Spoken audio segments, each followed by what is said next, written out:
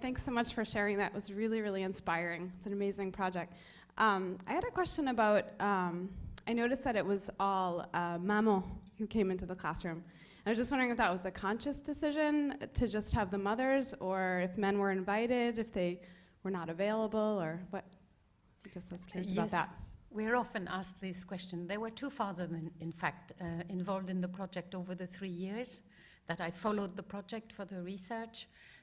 Father who presented Serbo-Croat, who was from Croatia, and an Italian father who presented Italian. Now, we couldn't have him in the film because he came with a pizza van to make pizzas with the children in the school with the recipe in Italian, and the children had to guess from Italian what the ingredients were in French and so on, but this wasn't quite okay with the school security and things like that, so we can't show it. But there were two fathers involved. I mean, so the invitation to the parents were to both parents. It's just as we know, well, at least in France, more mothers get involved than fathers in these types of projects. And in the cases featured in the film, and you could just see how empowering it was for these women. I mean, the woman who self-identified as a femme de foyer and didn't really see herself having any other role. It was really, really amazing. What's also important here is to show that these mothers, they actually do speak French, Turkish mothers, because most of my students tend to tell me, oh, but Turkish mothers, they come from Anatolia, they haven't been to school in Turkey, and they speak bad Turkish and they don't speak French. It's not true. When you go and meet these people, they do learn French, and they can communicate in French with you, even if sometimes they need they need translation to express deeper ideas, While I have the microphone, I just have to say, I love the film, and one part that really touched me a lot is when the little girl comes and dances in the middle of all the other kids, and it seems like maybe this is the first time where she has felt comfortable to share her something that's very important in her family life. I just thought that was really beautiful. Thank you. This little girl, over the 3 years of video that we have, is very interesting because at the beginning of the project, she was always sitting at the back of the class and always silent. And after the Turkish sessions, she started moving up in the class. The children happened to sit as they wish, and she started raising a hand and not being silent anymore. Congratulations. It was absolutely wonderful. Just fantastic what you've done, and it's so important. My question is this. You did it for 3 years. One, did you notice outside of the classroom there was definitely an improvement in the racial relationships with the children? And have you at all been able to follow up after the 3 years, or had any more input with the teachers of the schools to see if it positively continued or will continue as they get into the upper grades? Yes, very good question. Now, when I talk about the 3 years, the project started in 2000, and as I heard about it, I went into the school to ask if I could observe. And then after 1 or 2 sessions, I realized that there was so much happening. I couldn't take in notes fast enough, even though there were 2 of us in the classroom. That's when we decided to film. And we decided to follow the project and write about it. So when I talk about the 3 years, it's the 3 years that myself and my colleague Andrea Young, we were sitting in these classes every Saturday morning for 3 years. The project continues up to today, but we can't be sitting there, all the time with the teachers. So that's what I mean in reference to the 3 years. The project could only take place in the first 3 grades of the school, grade 1, 2, and 3.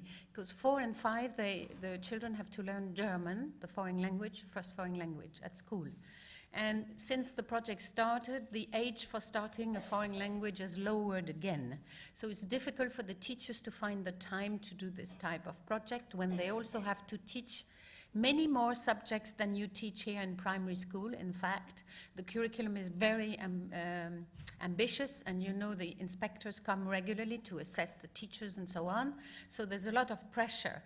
And this is not part of the primary curriculum, language awareness. What is in the primary curriculum is the teaching of one foreign language, and in Alsace it's German. And it was one of the reasons why they started the project, is most of the children were not motivated to learn German. They didn't want to.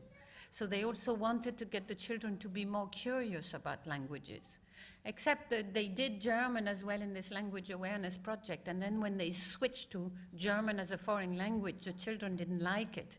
And they said, why don't we do German the way we did the languages before? Why don't we have parents coming in really talking about Germany and where they come from, you know? But anyway, so the project continues with the first grade, and the teacher you saw there, Joëlle, at the end.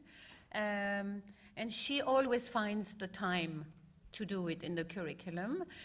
Also, if you go to the school, you will see in the school library there are many bilingual books and even trilingual books, or books in all the languages which are spoken by the children who come into the school. Every new school year with grade 1, they inform all the parents in the school that they're doing this project.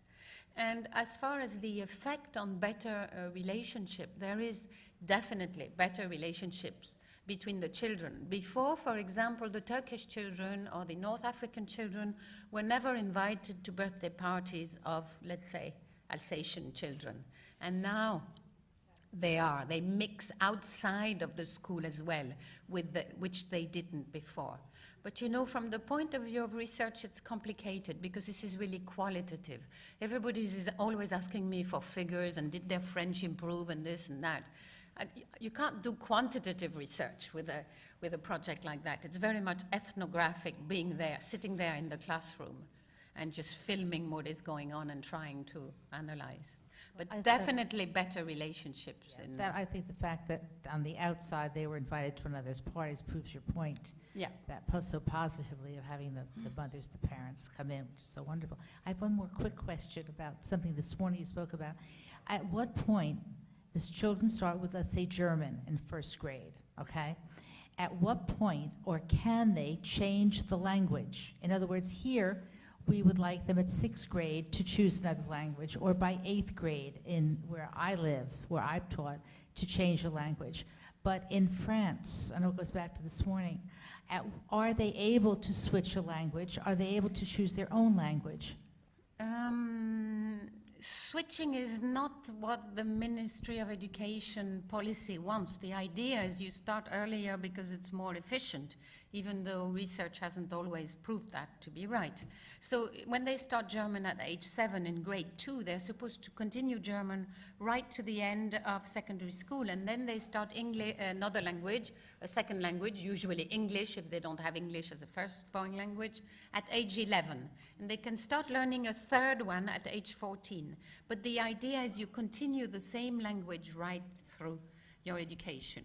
You know, you can change if you want, but inspectors don't like that very much because they consider it as a waste if you do a language for 5 years and then you stop, because basically you forget it, you know? Thank you. It's wonderful. Just wanted to thank you for highlighting the kind of perception of minority languages versus majority languages. I think it's incredibly important because when kids speak different languages, especially in New York, for some people, unfortunately, they consider Spanish a minority language, even though it's spoken by so many people. And there's just this hierarchy. And I think that's something just as educators, I would always appreciate when educators highlight that bilingualism is bilingualism, irrespective of what the language is. And I just want to thank you for highlighting that. Thank you, because this is really my very particular area of research, is trying to bridge the gap between minority and majority bilingualism. And also, you know, this gap is also due to researchers working on one side on minority languages and on another on majority languages. So I've been trying through various books I've published recently to bridge this gap between researchers as well. You know, indigenous languages, minority languages, dominant languages, we should all be thinking together on these issues. And in French, I use the word écart, which is always difficult to translate in English, maybe gap, but trying, you know, to negotiate these gaps between these different perceptions of languages and cultures. Thank you very much. I would like to, everybody could give you a good applaud for this very, very interesting movie because myself, I come from a French-speaking country with Mali.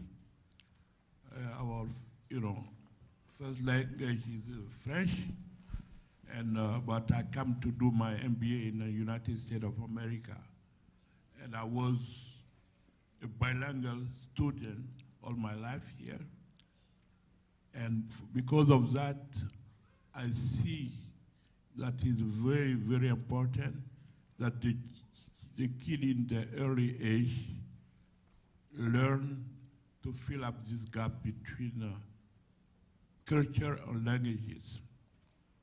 What I would like to say, if you don't do it, a lot of people cannot achieve their academic studies because they feel frustrated. They cannot fit in a kind of culture, because in order to study in a place, you have to be accepted. As a kid, if you're not accepted because you feel you're second-hand citizen, or some of the people, they come from a very, very ancient culture, a very respect culture. So if you could force or just have a power to circulate this movie to different people who send the student abroad, it can help a lot. So I thank you for, for the movie, and very great job.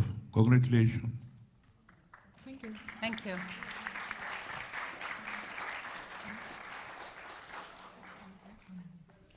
I'll say a quick word about the project in New York. I'm interested, as I've just said, in fact, in kind of minority bilingualism and majority bilingualism. So I'm going to compare dual immersion program at primary level here, French and English in Brooklyn, with a bilingual primary classroom in Alsace where the children are schooled through French and German. These are kind of, dual immersion models for children who learn through two languages.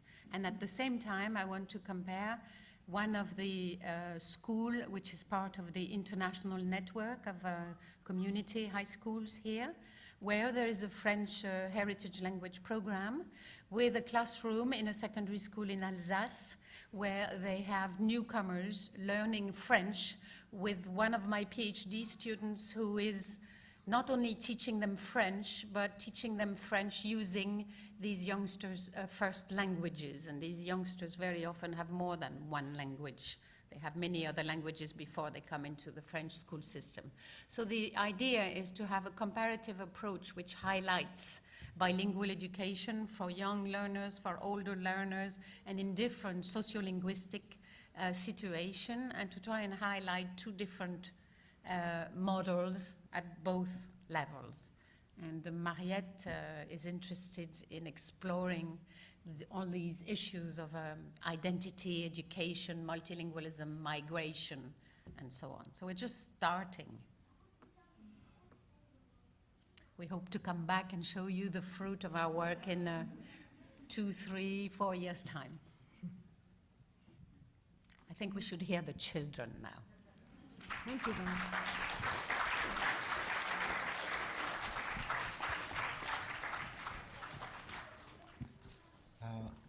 Okay, thank you very much, Christine and Mariette, for this wonderful documentary.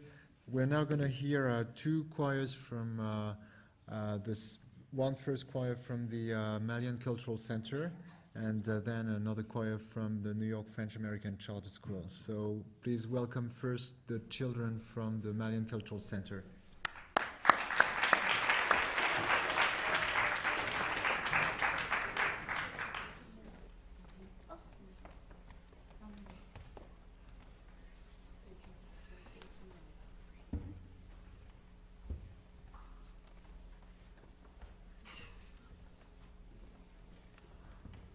Alors, si tu peux Ce que je vais te dire, tu peux le dire en anglais. Je me sens mieux en français. Hello, good afternoon, everybody. If you allow me, I would like just to say a few words before we hear the children. We're very pleased to be here today with you. Actually, we're coming from the Malian Cultural Center. The Malian Cultural Center is a center located in the Bronx. And you have here the director of the center, Madame C. And you have here an artist from Mali who really helped us, have this song we're going to present today with the kids in local language, which is Bambara. I would like first to just stress a little bit the collaboration, the great collaboration the Malian Cultural Center and the French Heritage Program have been operating on for a couple of years, and this is an opportunity to really say thank you to the French Heritage Program. You cannot measure how important it is for these kids who are born here in the US to have a chance to learn French. I believe it's tremendous, it's really important to have them have an idea of learning French, which not only allow them to learn a second language, which is, I would say, the second most important language, if we know that French is the second language spoken at the UN with English. Not only that, learning French for these kids also allows them to have a better connection with their country of origin, I mean their parents' country of origin, which is Mali. And saying that, I would just call on all good people, all organizations to support the French Heritage Program for the efforts they're doing to help kids from French countries have an education in French. Thank you for your attention.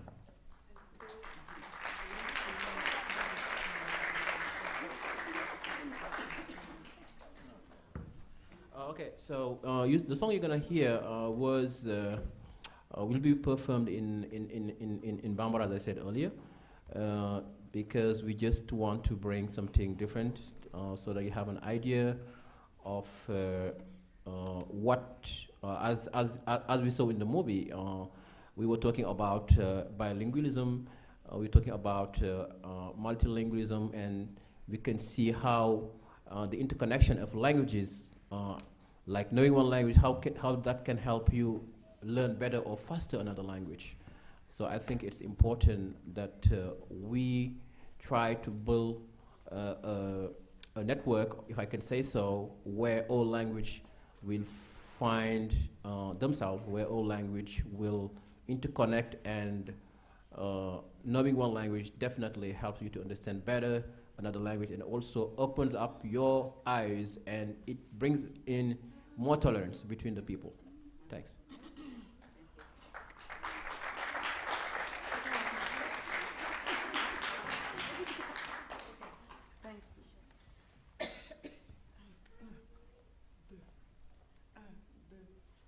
Go. Angakala, tolo de cerveza, more loud. Delicão, tolo de cerveza. Angakala, tolo de cerveza. Mali delicão, tolo de cerveza. Angakala, tolo de cerveza. Mali delicão, tolo de cerveza.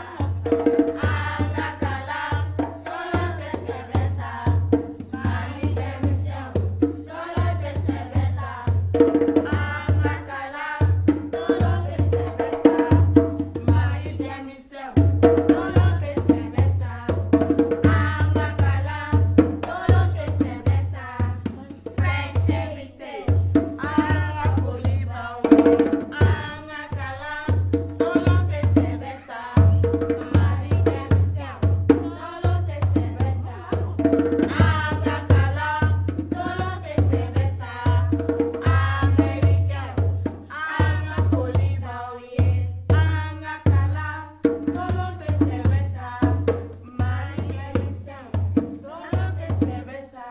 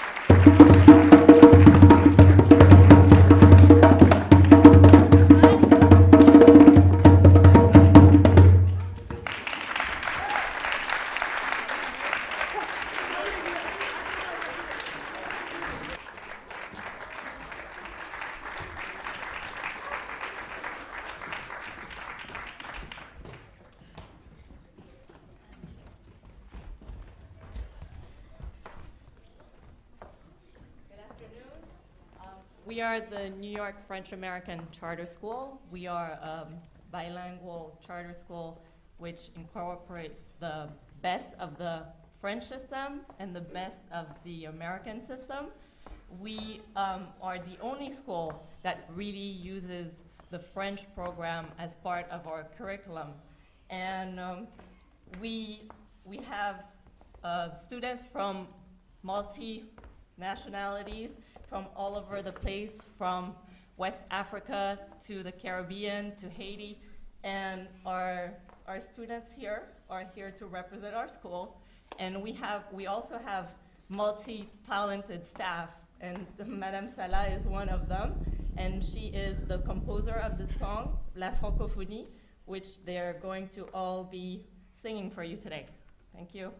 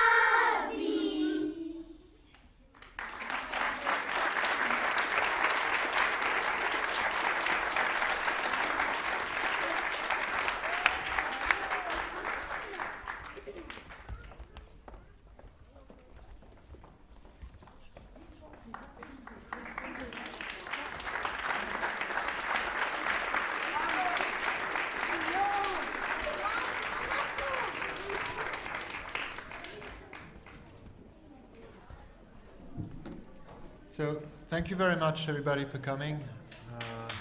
Thank you all. Thank you.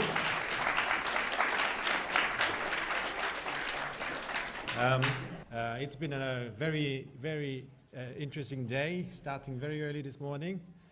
We heard from sociolinguists, we heard from community leaders, we heard from educators, and finally we heard from children.